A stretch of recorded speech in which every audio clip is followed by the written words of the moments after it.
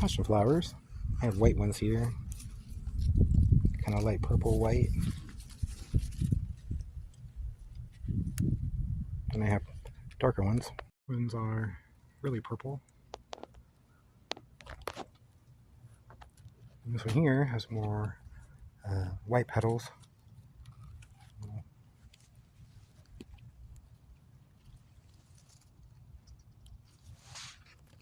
See, my sorghum has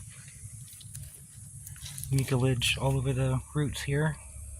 You can see where they split the leaf growing out. That's how fast they grew. The leaf is still there. But isn't that cool? Bacteria from the air and the rain and stuff will get in there and feed on the sugars and make nitrogen for the sorghum.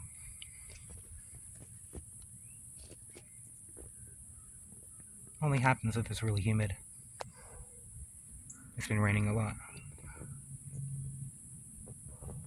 The corn is all starting to tassel. It's growing really tall. It's all a lot taller than I am.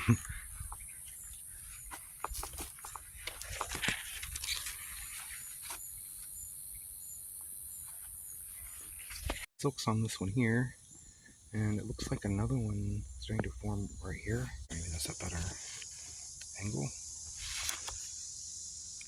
Oh no, it looks like maybe another one is forming. But I've been trying to get this to pollinate by hand pollinating it with some, and cross it here with this Montana Murado.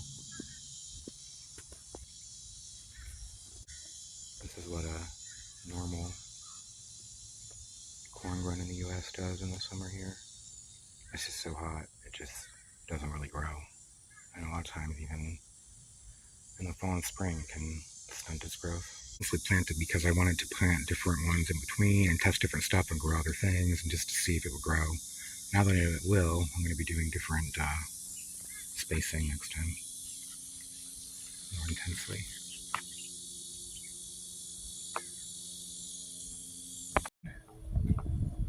Off there. I've been taking pieces of the tassel off, that's where it looks like it's missing parts, and trying to hand pollinate the silks. It's hot and kind of hazy this morning. It's just humid. You see, I have it kind of planted everywhere. Mess here, sorry, but it's just all over the place, so that and planted like a week or two apart over and over again, so that I'll get at least some type of tassel and silking going on around the same time, and then I'll hand pollinate.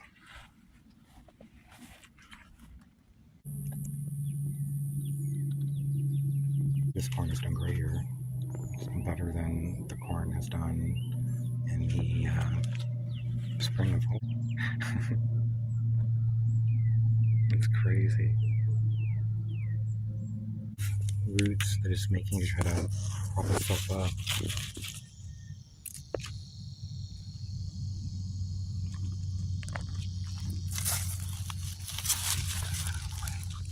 Isn't that interesting?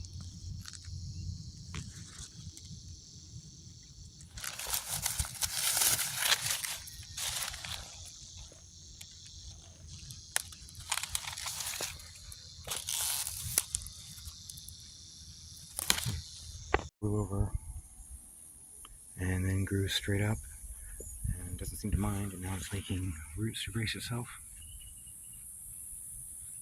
One of these will probably get in the ground. Probably. Seem to be doing it on some of these, although some of them are making the roots anyway, even though they're just there.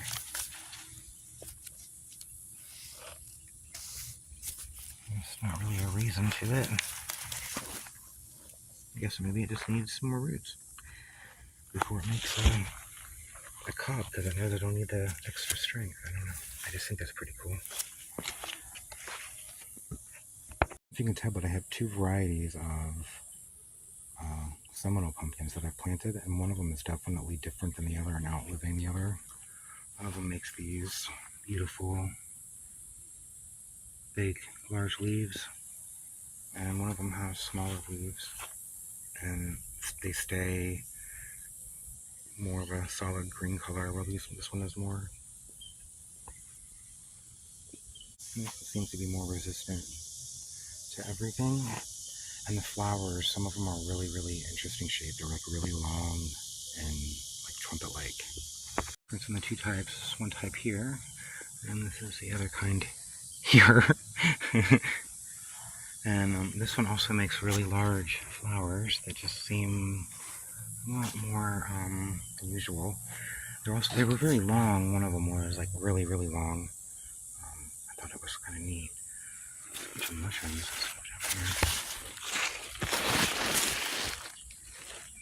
All the mushrooms.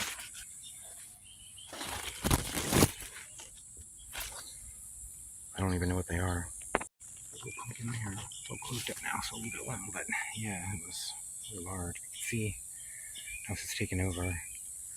I've had to cut off my neighbor's fence a few times, where I was trying to get over on the fence and take over and spread into their yard. It's just really, really healthy. I really like it. I'm gonna just keep growing it so I can grow it here. Gotta get out of here before stepping on more corn. It's kind of shading this corn here though. Taking it over. I'm not gonna work that well anyway. Kind of late in the season. Here, I planted it different ways.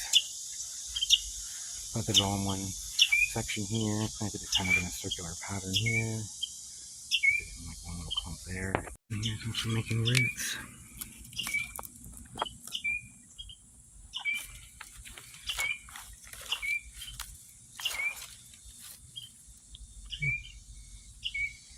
Made a bunch already down here. Look at that. Brace itself. Because it's getting ready to make some cobs. So this one, something like that, or something that just fell over. It got so big and heavy, I suppose. Oh, I did it again. Yeah. It got so big and heavy. Too weak at the base. Well, at least these ones are still here. They're getting kind of stressed out at the bottom anyway, fungled out, but a lot of these die off anyway when it starts to make the tassel and stuff. So it's actually looking pretty healthy, really. And a lot of these streaks and stuff are just natural anthocyanin expression, and some of them are fungal spot issues and things. But it's still growing pretty healthy, despite, even over here, this tiny little planting that I did is now starting to tassel. See, this one here is in the sun. But this ground here is really, really, really poor. And it's still growing that, which is nice. I mean, this area specifically does really bad. So that's really nice. That's crazy.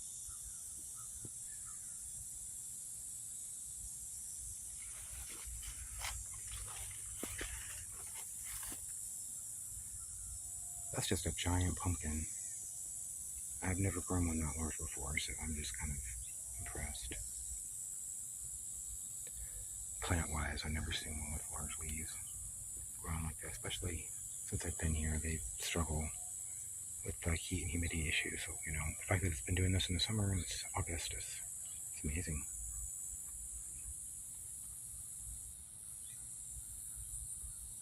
Another one I will hand pollinate. On this side, I have some bananas and things coming up.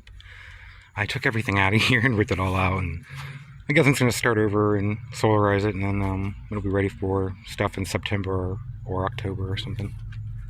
So I have a mango over here still ripening up. This little mango tree.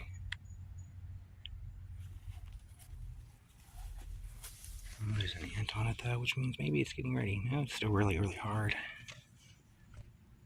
Keeps getting scratched up because it keeps rubbing on this little stick thing that I used to hold it up, otherwise it just lays on the ground. 3 Tamarillos I moved back over here because I think the sun and heat is just too much. Plus the wind and everything. And I think they're starting to ripen up. These ones look like they're getting kind of yellow, orange, golden. These ones are turning kind of red orange. And even these ones over here, like they're starting to change. Could just be the sun. But some of them, but I think some of them are just starting to ripen up, which is kind of nice and kind of cool.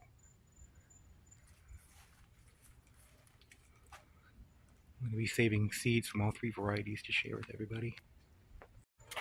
More bananas coming up. Our avocado tree here is doing okay. These are the 2 really cold tolerant varieties.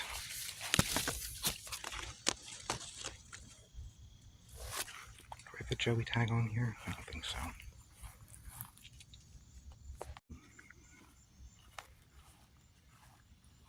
How's it going? Taking everything out pretty much. You know, it's just a big empty bed with a bunch of sorghum and stuff around it. I need to figure out what to plant. All through here.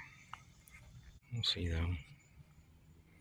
I might put cabbages or like ornamental mustard looking greens or something, because some of the purple ones are really neat looking. Put them through here. Corn. And the crepe myrtles. This is my neighbor's house here. So none of this is my stuff. Although, I don't know if they'd mind if I planted some vegetables or something right here. I don't know. Look how the guava's grown back. And maybe it'll flower this year. That'll be awesome. It's pretty cool. Bye.